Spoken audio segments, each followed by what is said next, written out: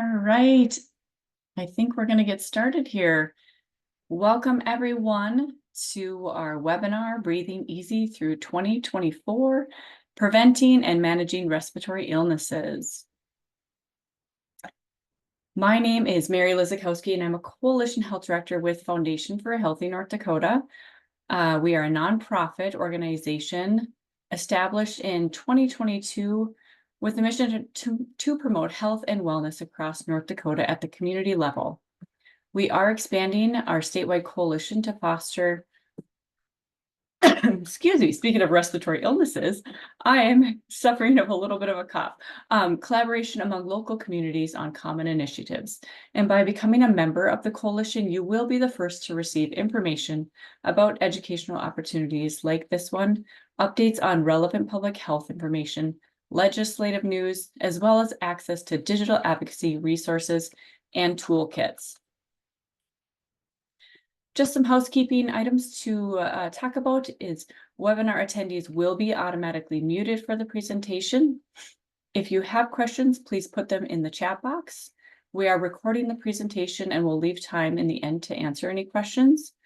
After the presentation, a link to the recording will be sent out along with an evaluation survey.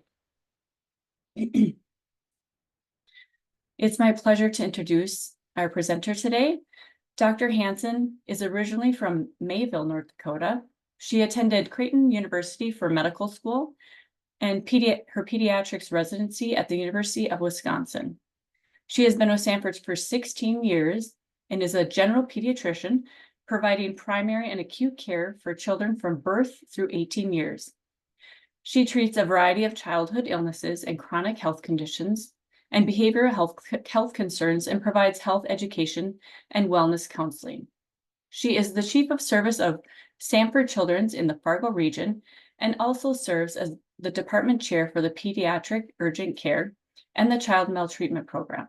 She actively participates in governance through roles on the Credentialing Committee, PEC, Board of Directors, and the Council of Governors in and is a clinical faculty member for the University of North Dakota Medical School. We are so excited to have you here again, and I will turn it over to you now. Thank you so much for having me back. I'm just going to share my screen here and get my slides going. Make sure that works out. Whoops, wrong one. Go back.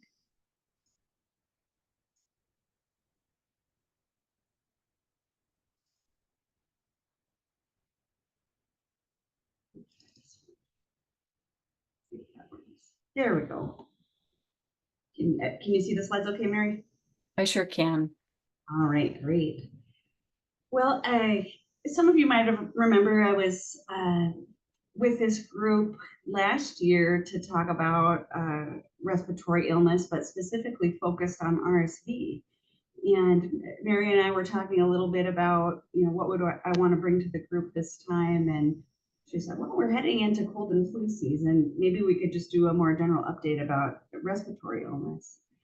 And I'll tell you, here in Fargo, from the minute school started, which was over a month ago now, we've just seen kind of that typical fall explosion of coughs and colds. And many of us as providers are gearing up and getting ready for the winter ahead and maybe feeling a little bit nervous about that. So we'll talk a little bit about just, kind of respiratory season in general, some of the facts we know about that. I'll talk about some specific illnesses, and then we'll dive into prevention, home treatment, when to seek medical care, and I'll also share a case study of a patient that I cared for with a respiratory illness. So we'll kind of walk through here. I don't have any disclosures to report. Like Mary said, I'm a practicing pediatrician. I've been with Sanford for 16 years. And I've cared for probably thousands of children with respiratory illnesses over that time. It is the bread and butter work of any primary care provider, but particularly pediatricians. And we do a lot of counseling and education related to that. My only sick days off during my 3-year residency was when I had RSV. I was rotating through the NICU at that time, and they definitely did not want me there. So that was just something that was kind of a bump in the road for me for sure. So why this focus on respiratory health? We know that kids are especially vulnerable to infectious illness, but especially kids under the age of 5 years. They just don't have that memory immunity present yet. They're just not at a point where they've been exposed to the wide variety of viral pathogens. So we know that those kids are more likely to be sick. There is some changing epidemiology and some new viral strains. So those are maybe some new or recurrent risks. Infection rates of illnesses are returning or exceeding pre-pandemic levels. So you might remember during COVID, when we all retreated inside and we were masking and social distancing, we really saw rates of influenza, RSV, pertussis, everything just plummeted during that time. And we're now at a point where, sort of our everyday lives have returned back to typical patterns. And so we're seeing those infection rates come back to what we saw before the pandemic. Most kids recover quickly from respiratory illness, but it can be serious. It can lead to medical care, hospitalization, sometimes even death. And so I think it's important for us to recognize that we have vulnerable populations and that kids can be susceptible to some of those more serious illnesses related to typical viral pathogens. And our childcare settings and our schools play a role in spreading infections to our communities. Those kids gather in close quarters, they share their germs with each other, but then they bring it home. They bring it home to their siblings, they bring it home to their parents, their grandparents, and that really does incite some community spread. So lots of factors for us to consider here as we're talking about respiratory health. I thought this was hilarious, the types of sick kid noses. I don't know how grossed out you all are by snot. I'm fairly grossed out by snot myself, but I'm pretty sure my kid has experienced each one of these within the same respiratory season. So just a little humor in there. Some of the more common pediatric respiratory illnesses we deal with, of course, numerous viral infections. So you're probably all familiar with these: RSV, influenza, COVID-19 are some of the big players. Para-influenza is the virus that's responsible for croup. And then the common cold viruses, of which there are more than 200 strains. And those are what predominate kind of our fall and winter months. But we can also see bacterial infections during that time. Our community-acquired pneumonias, which are largely viral, but can also be bacterial, and pertussis. A lot of you might have seen that pertussis is making a comeback, and we're seeing increased numbers all over the country, including in North Dakota. We're seeing increased cases, mainly concentrated in Cass County in the Fargo-Moorhead area, and are closely watching that. Transmission and spread, we typically talk about either droplet or contact spread. Those droplet spread, those are those infectious particles that are passed through our airway and contained in spit. So you can spread those through talking, singing, laughing, of course, coughing and sneezing. Those are droplets that are transmissible through the air to another person, but over a relatively short distance, maybe in the neighborhood of 3 to 6 feet. So that is, people that you are sitting closely to, spending extended periods of time with, maybe people that share your home with you. That droplet spread comes into play. That's different than viruses that spread that are aerosolized. So aerosolized viruses are things like measles, where those particles are much, much smaller. They can really get into a much wider area of spread. So droplet spread is one of the main methods for respiratory viruses to transmit. And then there's contact spread, which is basically those respiratory droplets landing on a surface that you then come into contact to. So those are things like doorknobs and table surfaces, glassware or eating utensils, handshakes. So it's that direct contact, person-to-person spread, where you touch the object and then touch your own face or nose, and the virus is able to transmit that way. Those viruses can live on surfaces for a certain period of time. It really depends on the virus and how durable they are, but that is a known method of spread as well. The seasonality of respiratory illness, this is something that has been observed in human populations for thousands and thousands of years. And even Hippocrates in 400 BC wrote about this sort of winter season outbreak of respiratory illness in the area that he was living. So this is something that's been observed, and of course through history and our understanding of germ theory, many different reasons have been suggested for why this happens. You know, back in Hippocrates' time, they didn't know that germs existed, that infections could be spread from person to person. So I'm sure they had some pretty wacky ideas about how that was happening, but nonetheless, they did recognize that there was a pattern of seasonality to it. And those mechanisms are actually still somewhat under debate. The two main reasons, though, that we think about it are changes in our environment, both the outdoor environment and our environment in our dwellings that happens from season to season, and also changes in human behavior from season to season. When the air gets cold outside, the humidity naturally drops, so we have drier air. When we turn the heat on inside, that dries out our air as well. So we see that change in environment, both in temperature and humidity, which has an effect on the human body and our defense mechanisms. That air will dry out our mucosa. It can impair the action of the cilia that help to move mucus effectively through our airway, and it increases our mucin production. So that dry air actually can impact your physical barrier against infection. There's also theorized that a shorter daylight period leads to a relative vitamin D deficiency, and that can impair your immune function in clearing pathogens. So, you know, maybe grandma was right. Maybe spending time in the cold does lead to you getting sick. Maybe not in the way that she was thinking, but there is possibly some truth to that idea that our environment can impact our defense mechanisms. There's been some really interesting research too that looks at the relative humidity levels and viral survival in those environments. And it turns out that those droplets that we talked about can spread through the air more easily in a dry environment. When the air is more humid, they can't hang out in the air as long, and that may actually play a role in preventing spread as well. So we'll talk here quick about RSV.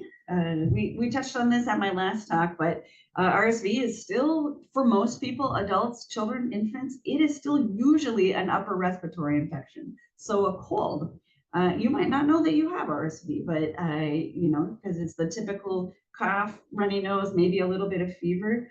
But where we worry about this, of course, is in infants, especially younger infants and the elderly. So 20 to 30% of infants will develop a lower respiratory infection. So rather than being confined to the nose, the throat, it's actually down into the lungs where they can develop either a viral pneumonia or what we call bronchiolitis, which is that sort of mucousy wheezing condition that a lot of infants get in the winter.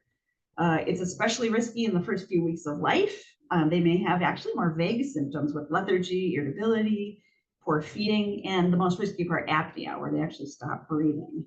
It's the leading cause of infant hospitalization in the US, and typically about 60 to 80,000 cases per year. Little tough to track the numbers, but on average, we see somewhere anywhere from 100 to 500 deaths of children under the age of 5 each year in the US due to RSV. So while it is typically mild, it can be more serious. And we take care of children in our hospital here in Fargo every year that have RSV. That kind of predominates our winter season. So here's a little baby that's in the hospital with RSV, and you can see the main treatment they're getting here is supplemental oxygen being delivered through a nasal cannula, IV fluids being given through a scalp IV, and then that baby also has a feeding tube because due to their nasal congestion and their work of breathing, they're not able to eat orally. So important to maintain hydration, important to maintain oxygenation. And this is just an example of a chest x-ray with an infant with RSV. And you can see there's, you know, it's just got that kind of hazy kind of, you know, you can just see that throughout the lungs are affected there, but there's no definite pneumonia or specific area of concern. And what happens in RSV is the airways down in the lungs tend to have increased mucus production. So it's a obstructive process where it's difficult for air to reach all the areas that it needs to. Our friend influenza. So you know, we expect this every season. This is something, again, that's been present for thousands of years. Typically, influenza is a very abrupt onset. Patients will often describe it. I was fine 1 minute, and then the next I was flat on my back. I felt like I got hit by a train. And typically they have, fever, malaise, myalgia, those body aches, but it'll also have cough, sore throat, rhinitis, and you can have a huge variety of complications related to influenza. Otitis media, croup, you can develop either a viral pneumonia or secondary bacterial pneumonia. There can be some cardiac effects from influenza virus, including inflammation of the heart itself, the heart muscle itself, or the lining around the heart. But you can also develop central nervous system related effects. So an encephalopathy, encephalitis, transverse myelitis, which affects the spinal cord, and acute disseminated encephalomyelitis, which is as bad as it sounds. In the 2023-2024 season, there was a kind of a landmark. We had 200 pediatric deaths in the US due to influenza and around 20,000 hospitalizations. That was a somewhat higher number than we've been seeing in past years, and we're noting that is looking to be a little bit on the rise again. So yeah, bad gift at Christmas time, fruitcake. Worst gift, influenza. And I think we've all experienced that. You go to the family gathering and you came home with more than you bargained for, whether that's a gastroenteritis or a respiratory infection. I'd take the fruitcake any day, personally. COVID-19, the hot topic everybody still has questions about, even, almost 5 years later. COVID-19 still continues to have a wide range of symptoms. It is definitely still present in our communities. It is no longer in pandemic state. Pandemic is done, and it's really turned to more of an endemic illness with seasonal fluctuations, similar to influenza. It's got a super wide range of symptoms, no matter what your age is. You can have zero symptoms. You can be infected with COVID and be completely asymptomatic, or you can have extremely severe symptoms. But I would say the typical course is anywhere from mild to moderate with a fever, cough, runny nose. Kids in particular may have GI symptoms along with it, with nausea, vomiting, or diarrhea. There is a condition called MIS-C, or multisystem inflammatory syndrome, in children. This is a systemic condition that happens usually within 2 months of a COVID-19 infection and can be very severe. It affects the inflammation of the blood vessels, the eyes, the internal organs, and kids with this typically require ICU care and very specialized treatment, and it can be a life-threatening condition. But there's also long COVID or other post-viral syndromes, and we can see these in youth as well as in adults. So, pretty wide gamut there of what COVID-19 can do to the body, and honestly not dissimilar to some of our other viruses. Influenza can be, a very mild nothing burger, or it can be life-threatening or even deadly. So we see a wide range of responses to that. In COVID, it was a little hard for me to find exact numbers for just the past year, but we think there were probably around 17,000 hospitalizations since the fall of 2023 in kids in that 0 to 4 years age range. Now I want you to look back at influenza, around 20,000 hospitalizations. So I think many people have this idea that COVID is less severe in kids, but it is still actually a big cause of hospitalizations. And of note, half of those patients hospitalized had no underlying chronic conditions. So again, I think we thought for quite a while that, well, kids with asthma or kids with, chronic developmental disorders or cerebral palsy were maybe more prone to severe COVID. That might not actually be true, though those patients are actually at risk. And best I could find in terms of death statistics, it sounds like there were roughly 1,500 deaths in persons less than 18 years of age since the pandemic began. So, 4+ years for that time frame. But if you divide it out over 4 years, not that death rate has been happening equally over those years, you start to see this numbers emerge that it might not be actually that dissimilar from influenza in terms of effect on patients. I like this graphic. There's been a lot of lingo thrown around that refers to that seasonal spike in COVID, RSV, and flu, whether that's flu-rona or, however you like to spell it. There's a lot of overlap in symptomatology between those viruses. and all of them can present in kids over the winter months. Going to shift gears a little bit and talk about pertussis. As I mentioned, cases of pertussis tend to be on the rise over the past couple of years. It's really difficult to diagnose pertussis, as it turns out, because it has a lot of overlap with mild common cold symptoms in the early stages. And coincidentally, that's the stage of pertussis that's actually the most infectious to others. So, low-grade fever, runny nose, and an occasional cough for about a week. Who would get excited about that? Certainly not me. Certainly if my kid had, low-grade fever and a little bit of runny nose, pertussis would not be, in the top 10 things in my mind that would be going on with her. Where it gets trickier is as you progress through the stages of this illness. So stage 2 is you develop this very intense cough that rightly can be described as violent. And it's just these paroxysms of cough, or cough, cough, cough, cough, cough, very hard to catch your breath, very uncomfortable. It's just exhausting for patients that go through that. And often you cough so hard that you gag and vomit after coughing. That stage can last such a long time. We're talking anywhere from about 2 to 8 weeks where that part is happening. And then that's followed by a recovery period where your cough slowly starts to abate, but you're still highly susceptible to other infections because you've had this level of inflammation in your lungs.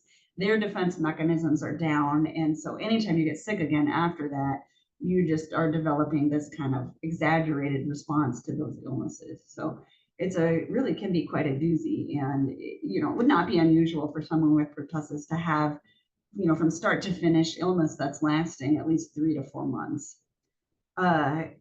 Infants, however, may have a different set of symptoms and be affected in more of a severe way. And so apnea is the biggest issue there, where they're actually stopping breathing, but also developing pneumonia, encephalitis, seizures.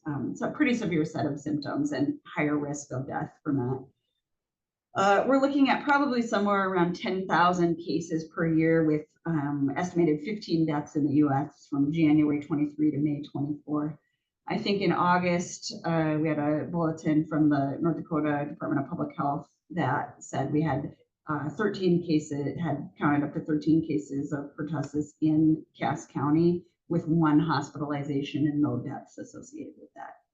You look at those numbers and you say, well, gosh, if this is so infectious and so problematic, why are we not seeing the same numbers that we would see with influenza or some of those other viral illnesses? And I think you got to keep in mind that our rates of vaccination for pertussis are actually really high. As part of the infant immunization series with booster doses later on, we probably about 95% of patients are covered by Tdap vaccine. And that really does do a fairly good job of helping to keep these cases suppressed, which is great news because of its infectious nature and its severe effect on infants. I'm going to try to get this video to play, but if you've never heard what pertussis sounds like, or whooping cough, here's an example of it. We'll see if you can hear it.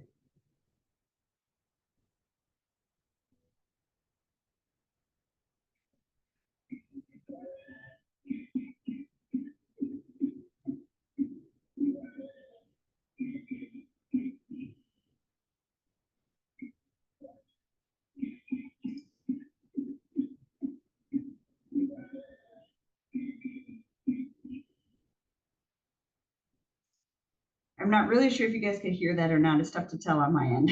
Yeah, it was a little bit, but it was a little tough to hear. Yeah, basically it's that paroxysm of cough. Kind of like when you're choking on something and you're just coughing so hard that you can't even get in a deep breath. And then when the kid in the recording breathes, it's that characteristic whoop sound where you're doing that really forced inspiration, trying to fill your lungs out because you've just emptied them out with forced exhalation with coughing. So just very intense. And if you've ever had a coughing fit and you know what that felt like, now picture doing that for like 6 weeks straight. You're not going to sleep well. You're not going to perform well. It's going to be tough on you. So pertussis is a tricky one. Parainfluenza, this is the germ that causes croup. So this is a viral illness again. A lot of us as parents have experienced croup in our kids, but just a refresher, it tends to affect the upper airway a little bit more frequently. So again, it's those common symptoms of fever, runny nose, cough, very similar to a common cold. In younger kids, can be more severe, and you get that really barking cough. It sounds like a seal barking, where it's hoarse, just that or kind of sound. And then those kids often have stridor, which is an inspiratory noise due to inflammation in the airway. So just sitting and hanging out, they'll often have a when they're breathing. Parainfluenza can affect the lower airway as well. So in that case, they may have more of a wheezing situation with bronchitis, bronchiolitis, pneumonia. I'm going to try to do this video too. I'll turn the volume up a little bit. This one actually has a video component too, where you can see that this kid is also having respiratory distress that's visible. So she's retracting when she tries to breathe in. She's in the emergency room.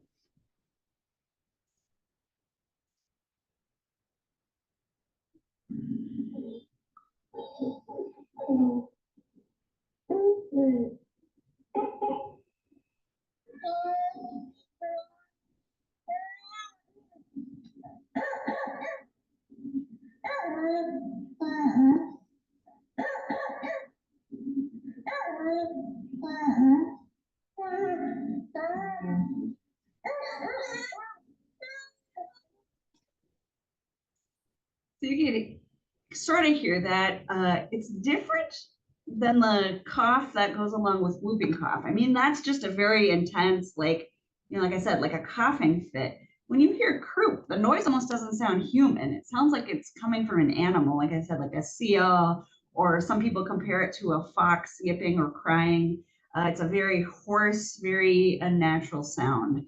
And you could see in the video that kid, she appeared anxious. She was reaching for her caregiver. She had some tugging at the base of her throat, where she was really using some of those accessory muscles to breathe, as well as her belly. So she had both that barky cough and then also had inspiratory stridor present. So parainfluenza, like if you've experienced it, it's scary. When you hear your kid breathing like that, they appear scared. They're having trouble getting air in.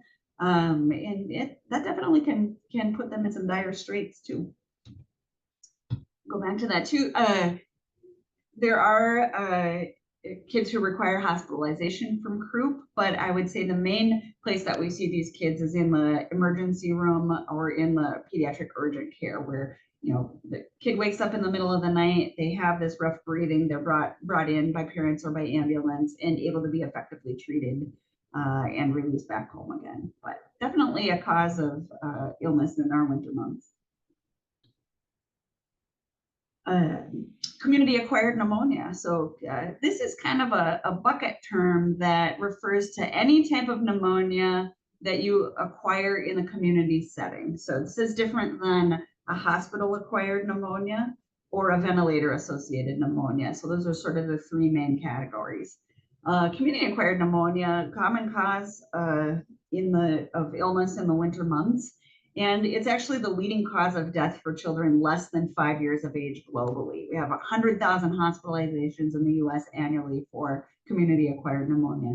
And again, that number is high because it encompasses a variety of different pathogens within that envelope. You can have viral causes, bacterial causes, fungal causes.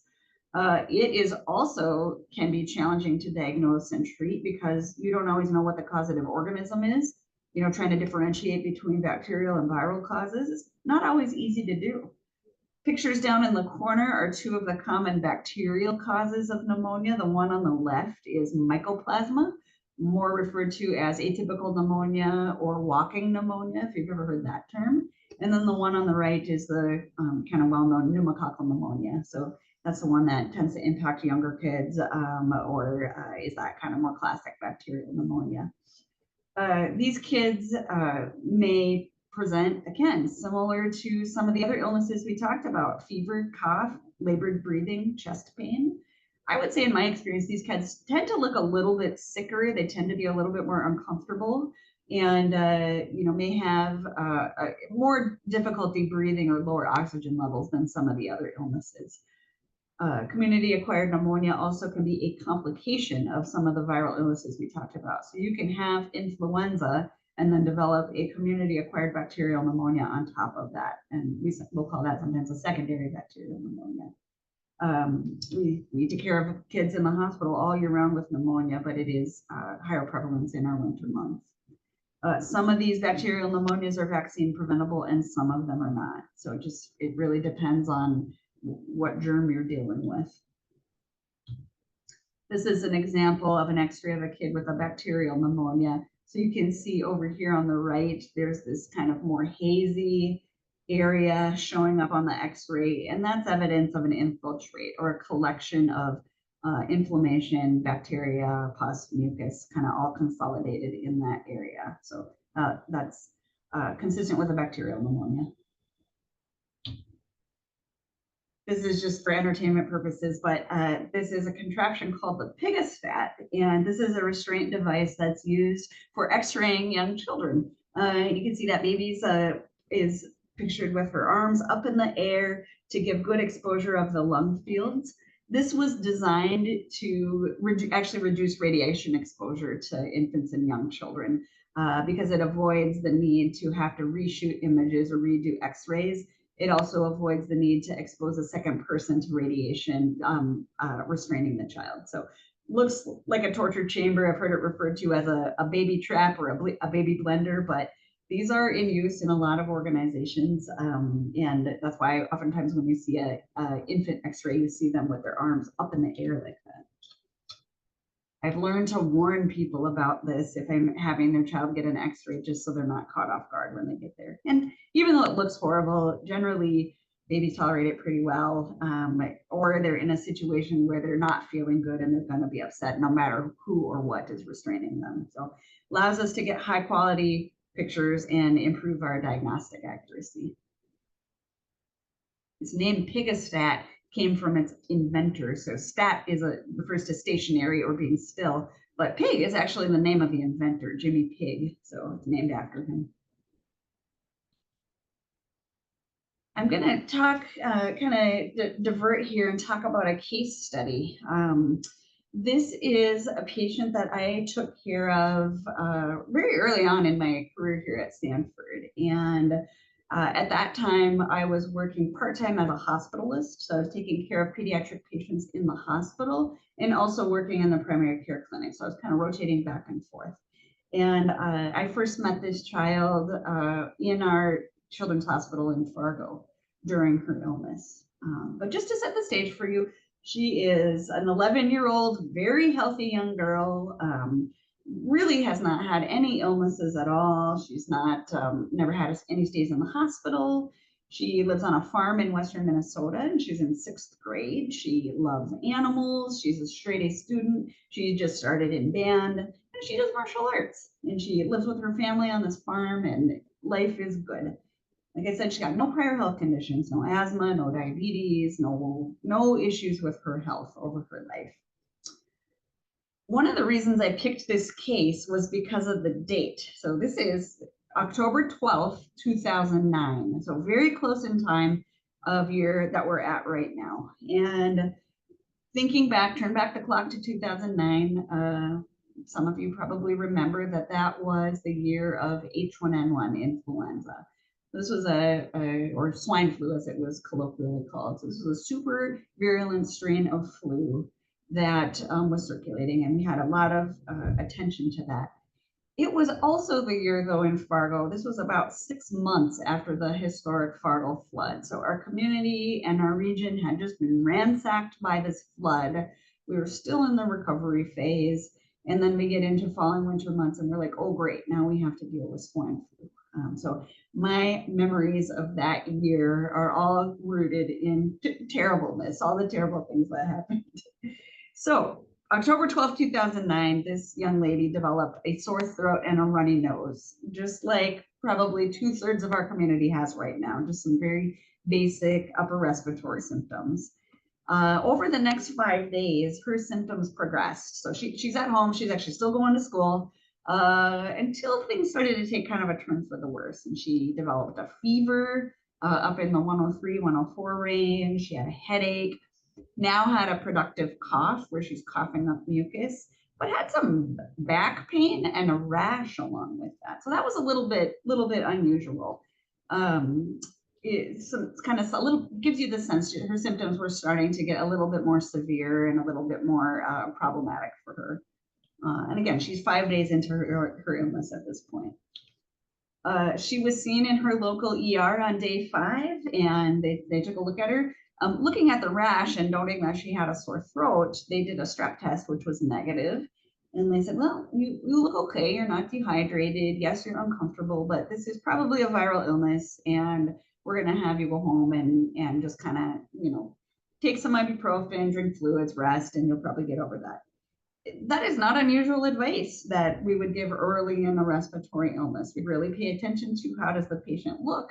Are they dehydrated? Are they in distress? And none of those situations applied to her. So she was safe to go home and continue doing what she was doing.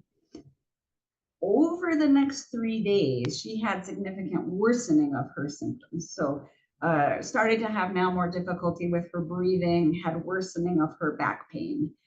This would not be characteristic of the illnesses that we walked through, where your fever is getting worse, your pain is getting worse, your breathing is getting worse as your illness progresses.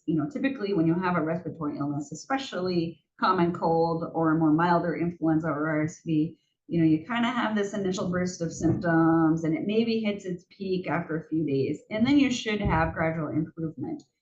That's not her story. Clinically, we should be concerned at this point because she's on day 8 of her illness and she's getting worse instead of better. So she ended up getting admitted to the hospital in Detroit Lakes, and they found that she was positive for influenza A, but also had a secondary bacterial pneumonia. So she was put on oxygen and transferred by ambulance to Fargo because she needed a higher level of care. She needed the children's hospital. This is not her x-ray, but this is very much what her x-ray looked like, except the reverse. Her pneumonia was on the right side. So you can see she has this huge whited out area of the lung. That's probably 2/3 of her right lung. And that's something called a pleural effusion, and also had evidence of an empyema. So there was a collection of fluid surrounding the lung, but also that had developed pockets of pus, and inside of that, in the lung, pneumonia. She also had evidence of pneumonia in the left lung as well. So she was in a bad way. That's a very icky looking x-ray. Coupled with that, she was having very significant symptoms too. So like I said, she had 2/3 of her lung whited out with a large pneumonia and an empyema with an effusion. She had this pneumonia in the left lung as well. She actually required ICU care for this. She needed a central line to help deliver fluids and antibiotics and help to support her if she became sicker. This is a high risk for sepsis. But she also needed a chest tube placed, so a tube that went through her chest wall to help drain that fluid that was surrounding the lung, and that would allow the lung to expand. Unfortunately, within 2 days of her admission, she actually developed acute renal failure and anemia. So she's continuing to get sicker.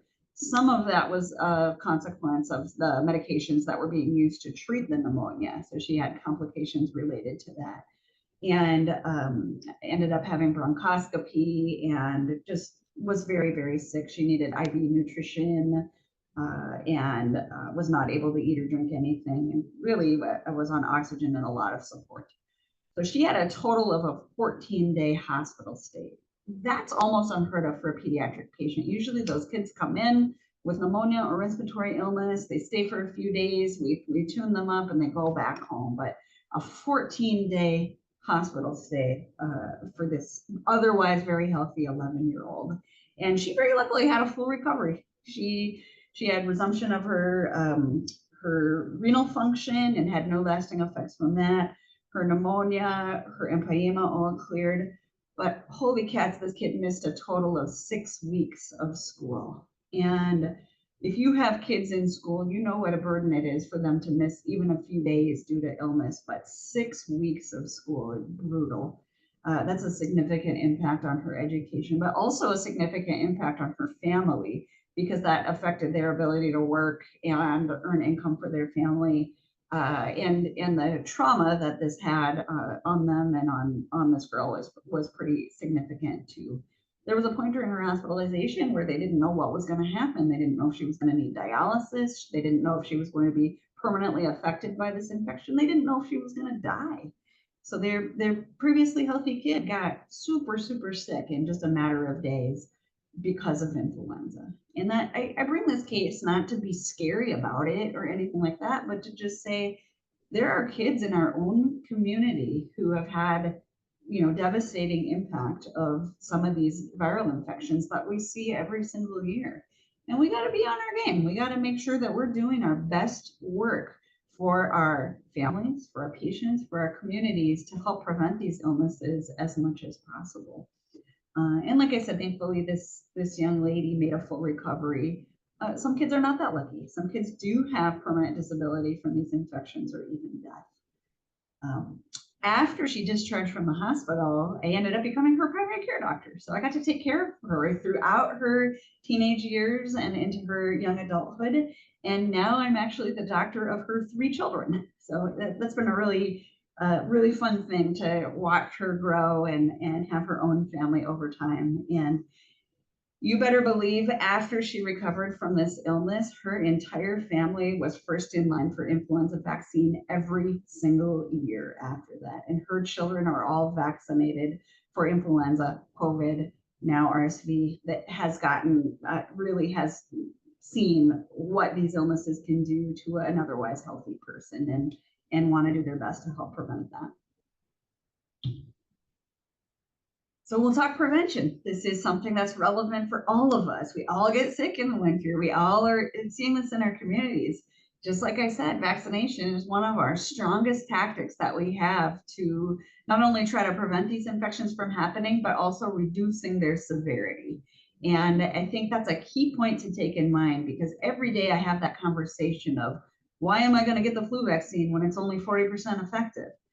Well, sure, it might only be 40% effective at preventing you from getting influenza, but it still is having effectiveness at decreasing your need for needing medical assistance. So from needing to have a clinic visit, from needing to be in the hospital. So, really talking about vaccination, not as primary prevention, but also prevention from complications. Don't ever underestimate the importance of hand hygiene. I do not get sick at work. I do not get sick from my patients. I do not get sick from the people that I work with. And I cannot help but believe that is because I am cleaning my hands 60 times a day. I get sick from my own family. I get sick from my kid being up in my grill. I get sick from kissing my husband. Those are the people that get me sick. It's not the people I come into contact every day at work. So think about hand hygiene and the measures that we take to help prevent that spread. Along with hand hygiene, think about where your droplets are going when you cough or when you sneeze. Try to aim them into your elbow or away from other people. Give them a surface to land on so that they're not suspended in the air. Wear a mask if that's something that you can do. Reducing your exposure. This is both when you're sick, but also during the peak of respiratory season. So stay home if you're sick. Those early days of your illness are when you're most contagious to others. So do the responsible thing and stay home, even if that means missing Christmas.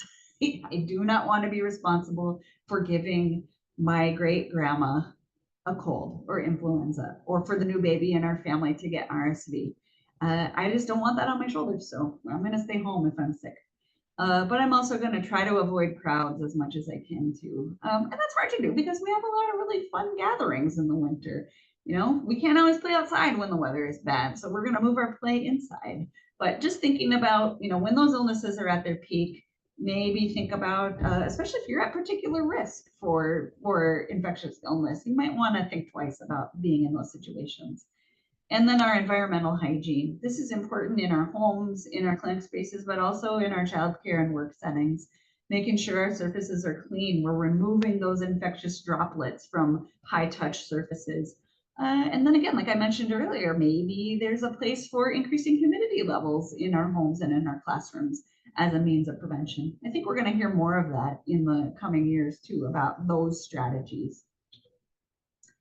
Vaccination is a key defense, and I don't need to tell this group the importance of vaccination any more than I already have. But just a couple key points. I've had a lot of questions about nirsevimab, which is the monoclonal antibody passive immunity immunization that we started last season for infants as RSV prophylaxis, and wondering about its effectiveness. In research, we saw with that probably a 70 to 80% decrease in the need for hospitalization for infants infected with RSV. In the real world, preliminarily, we're thinking those numbers are even higher. And it's tough to tell because we dealt with manufacturer shortage and difficulty with patients accessing that product during the season. Manufacturing has been ramped up. We've already started giving it in the clinic for this current season, and we're hopeful to see those numbers continue to escalate. And I find that many families are amenable to getting that immunization for their infants, especially when we start talking about RSV and the risk that's associated with it. A lot of people are on board. So I hope to see us being able to utilize that more as a strategy. The vaccine that's for elderly people and for pregnant women. So that's again using the strategy of passive immunity to protect baby. That is also very effective in preventing hospitalization, maybe not quite as high as nirsevimab, but still probably reaching that 75% rate of decreasing hospitalization. So we'll see more evidence come out as the season goes on and we learn more about those strategies, but that's really a game changer, I think, in the world of RSV. Addressing vaccine hesitancy. This is huge in our patients that we care for. And a lot of people are very on board with the recommended vaccines. So they're getting their regular infant vaccines, but they're more hesitant when it comes to these infectious respiratory illnesses. So we're talking flu vaccine and COVID vaccine in particular. As a refresher for everybody, both flu vaccine and COVID vaccine are recommended for all patients greater than 6 months of age. So that strategy has not changed. That is something that we as pediatricians still recommend. I think there was maybe a softening the last couple of seasons about recommending COVID vaccine, and there was some, kind of hand wringing or back and forth about it. But when you look at those numbers that I shared about hospitalization rates for COVID in kids and death rate for COVID in kids, and we see those numbers possibly approaching, what we would see in a mild to moderate influenza season, it makes sense to help be protective in that realm too.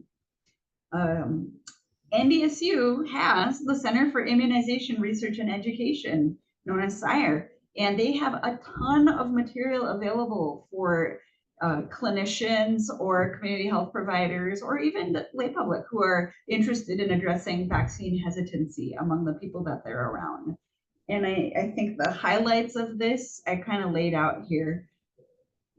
And the big things make sense, right? When you're talking to someone about something they feel passionately about, you should approach them with an attempt to listen and empathize with their position, and approach with curiosity. Ask questions. Well, that's interesting. Why do you think that? Well, I haven't heard that before. I want to know more about your thought process with that. Ask with an open thought to understand where they're coming from, because then you may understand more about their motivations. Utilizing motivational interviewing skills. There is a video tutorial on the CIRE website about how to implement motivational interviewing. And it really, again, motivational interviewing looks at finding common ground with the person that you're working with and building from there. So finding what's the base thing that we agree on. Hey, we both want to protect your child from respiratory illness this winter. Everybody's going to get on board with that. Who is going to say no to that? And then you work your way up from there. Well, what are the strategies we can talk about? What are you willing to consider? And work your way through that.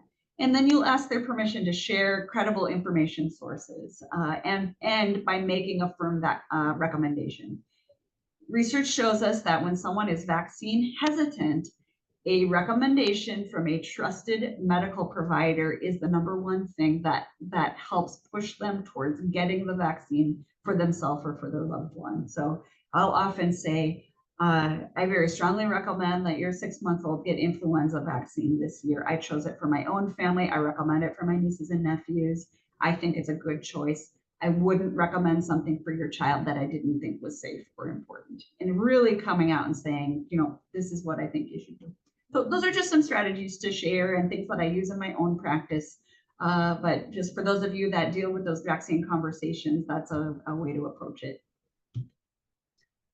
I'm going to buzz through kind of these last few slides here just so we have a little bit of time for Q&A, but basic home care, again, majority of the time, these are illnesses that can be managed at home and do not require medical care.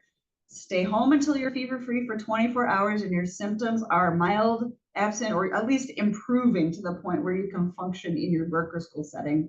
Make sure you're well hydrated, using pain medicines for discomfort. You can use steam or mist if it helps, and in cold areas particularly helpful. There really is not a big argument to use cough medicines or decongestants. A lot of that is placebo, and some of them may even be harmful for kids under the age of 6. So use with caution, talk to your medical provider if that's something you're considering. Time is the biggest healer of all, and allowing your body's immune system to fight off the virus and recover, and judicious use of antibiotics for the bacterial infections we discussed.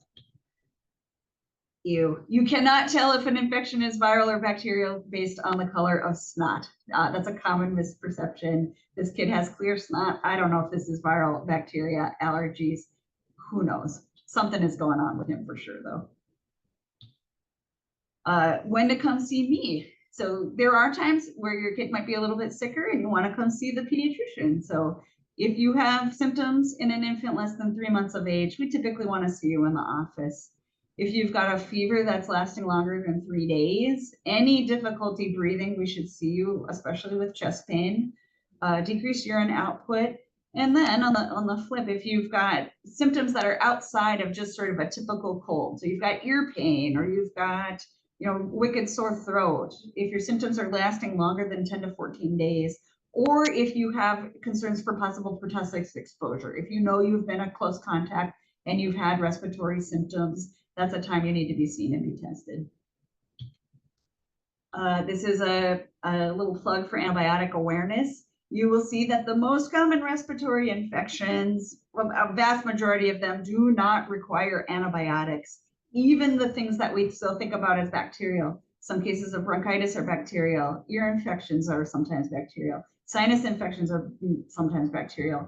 Those are not a necessary automatic antibiotic prescription. And that's a conversation you should always have with the provider when your kid is being evaluated. And there are several factors that go into the decision to treat or not treat. But strep throat and whooping cough, yes, antibiotics for those. If you'd like more information, these are a few resources for you. I had mentioned in the vaccine hesitancy portion, asking permission to provide a trusted resource for vaccine information.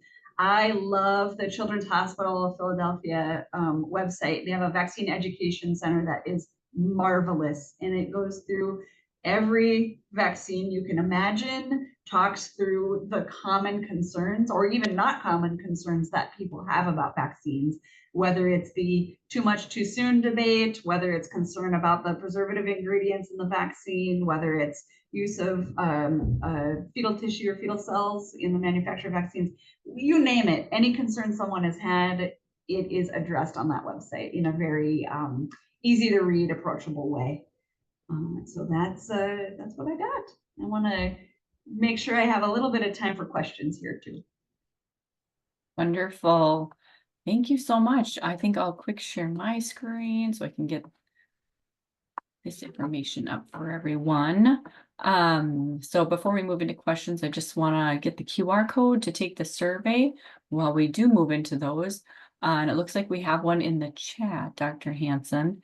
And it's thoughts on Pedialyte versus Gatorade versus liquid IV or similar when not taking plain water well. That's a good question. That is a great question, and one that I frequent quickly. We all know kids are fickle and they want what they want when they want it. And so if the kid is only, sort of mildly dehydrated and not a lot going on, I honestly don't care what they drink. You could pick any one of those things. The more important part is just getting some fluids and some form of, glucose into them. So whatever your kid is willing to take, go for it. I don't know if you've ever tasted unflavored Pedialyte. It's kind of disgusting. And I even think regular Pedialyte doesn't taste that good. So whatever you happen to have on hand. And if they want to drink apple juice, if they want to drink breast milk, you go for it. Wonderful. Do you have any thoughts or recommendations on a thermometer? Like, because I know I personally have a few, and some of them give different reads. So I usually take it 3 times. Do you have any recommendations on the best one that you would recommend? Well, I think the best one is the one you feel comfortable using. So, Yeah. a rectal thermometer is always going to give you the most accurate reading, but not everybody feels awesome about using that or feels comfortable using it. At my house, I use a temporal artery scanner, and I like that one. It's a contact thermometer, but you got to read the instructions. You got to be familiar with the drawbacks of them and understand when's the right time to measure the temperature. But I will just put in a plug here that realistically, the exact number of the fever or the height of the fever maybe isn't as important as people think that it is. Certainly in young infants, especially infants less than 3 months of age, yes, we want to know if they have a fever. We won't, because they are at higher risk for serious bacterial illness. But any parent or guardian can tell you, you can touch your kid's head and know if they have a fever or not. And they've actually studied it, and that mom's hands are quite effective at knowing if their kid is febrile or not.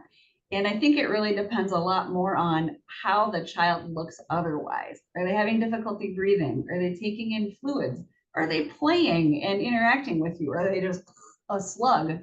Have they felt that way for 5 days and they're not getting any better, or is it getting worse?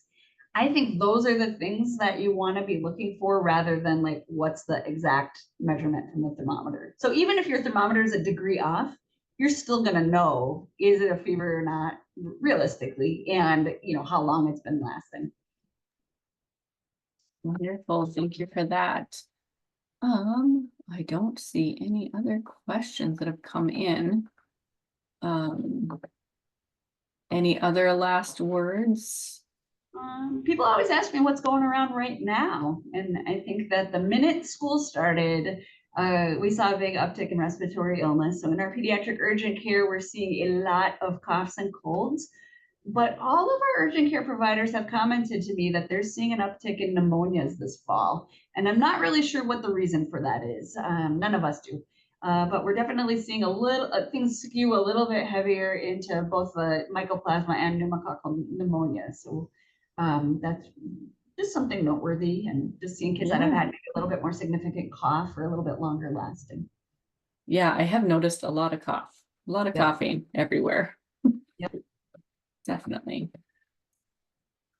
All right. Well, wonderful. Thank you so much, Dr. Hanson, for delivering such important education. I really enjoyed the humor mixed in with it, although it is a serious topic. That was always a nice touch, and your case study too. Thank you for presenting on that. And thank you to all the attendees who could make it today. To stay connected with us, you can follow Healthy NODAC on Facebook, Instagram, Twitter, and Foundation for a Healthy North Dakota on LinkedIn.